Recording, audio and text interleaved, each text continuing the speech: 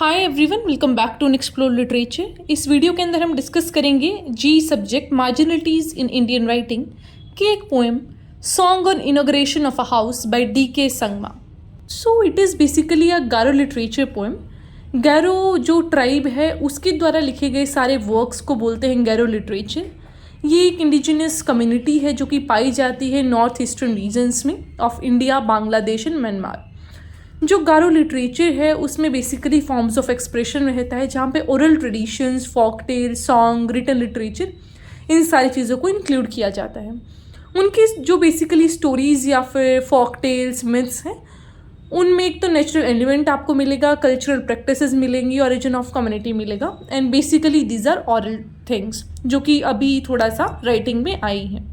अब हम इस पोएम को लाइन बाय लाइन डिस्कस करते हैं and this is the translation. अगर आपको ओरिजिनल टेक्स्ट समझ आता है तो I share you the PDF on Telegram group, वहाँ से आप उसे एक्सेस कर सकते हैं। Song on inauguration of a house. Spirits away with you, I am celebrating as the father of Mune made the place his home, as the father of Sin cultivated the land.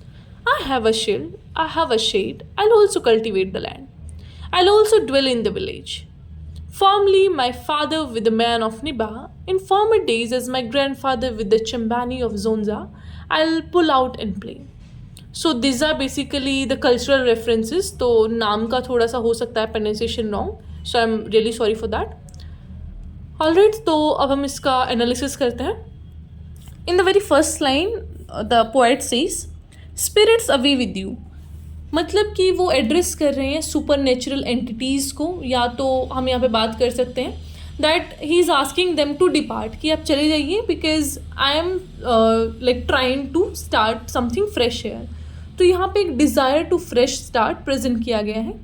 I am celebrating, तो यहाँ पे festive mode को दिखाया गया है या फिर एक सिग्निफिकेंट इवेंट को। एज द फादर ऑफ म्यून made the place is home, तो अपनी कनेक्टिंग रूट्स या फिर कहें अपने इंसेस्टर्स को याद करें कि जैसे वी स्टार्टेड आर लिविंग है या फिर हमने अपना जो घर यहाँ पे बनाया था, how we people grew here, तो वो सारी चीज़ें ये बात करता है। As the father of son cultivated the land, कि कैसे हमने कल्टिवेशन स्टार्ट किया था।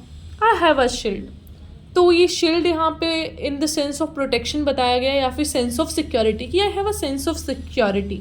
आई हैव अ शेड, कि मेरे पास रहने की भी जगह है।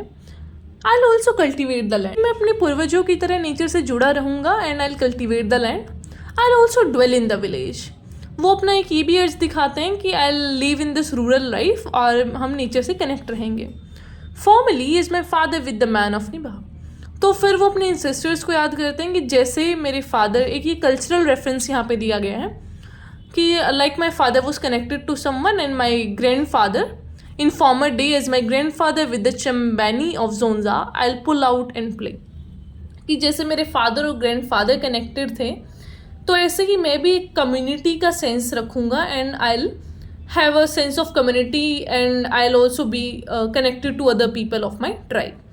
वो चीज़ उन्होंने बोली है। फिर I will put out and play, तो यहाँ पे वो बताते हैं एक सेंस ऑफ फ्रीडम, कि I will have this sense of freedom and joy and I will live my life fully. I will play with small round clothes for the land and the site of my house, for my land and place of the bird of the सिरिंगरू रैम, by smearing the blood and by sticking the feathers, I'll also dwell in the village, I'll also cultivate the land. Then he goes on to say that कि मैं भी nature से connect रहूँगा and this nature connection is shown by this small round clothes for the land and site of my house. तो यहाँ पे अपनी जो ड्वेलिंग है, जो उनका प्लेस है, उसका सिग्निफिकेंस वो बता रहे हैं that I have this connection to my birth place of the bird, this is also nature का कनेक्शन ऑफ सिरिंग रूरम। तो ये जो है it may have a like cultural और स्पिरिचुअल एलिमेंट रिप्रेजेंटिंग है, तो we are not sure about it.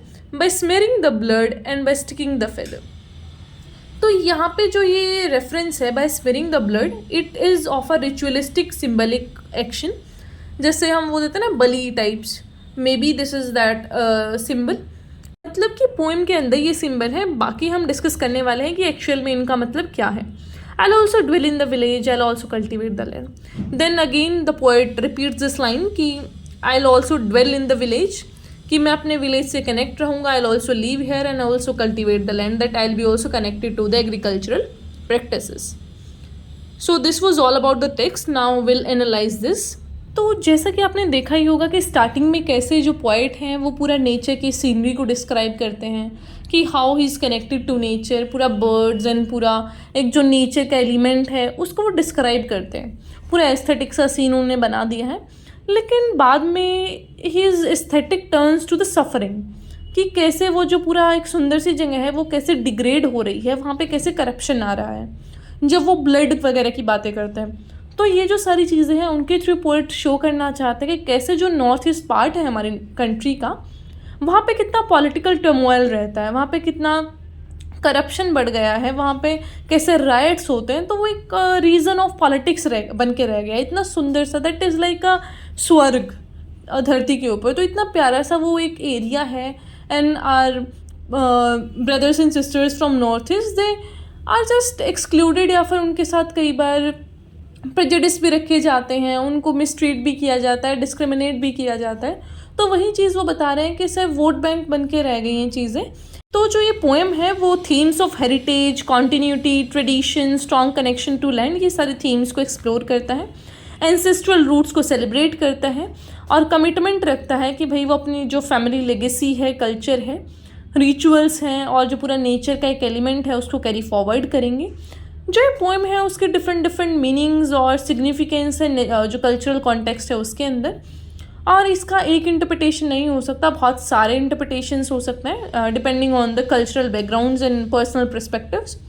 तो this was my perspective and this poem is open to interpretations. तो आप अपना भी ट्राई कर सकते हैं how you will comprehend this and what will be your interpretation regarding it.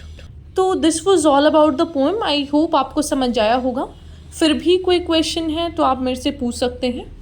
Also we are very close to 4K subscribers, तो please वो भी जल्दी करवा दीजिए. Ask your friends to subscribe, share the channel with your friends. And also अगर आपने भी subscribe नहीं किया है तो please do subscribe the channel. Also like the video. All right, so I will meet you in the next video. Till then take care, stay happy, stay healthy. Also you can comment the topics down जिस पे भी आपको video चाहिए. So see you in the next video. Till then take care. Bye bye.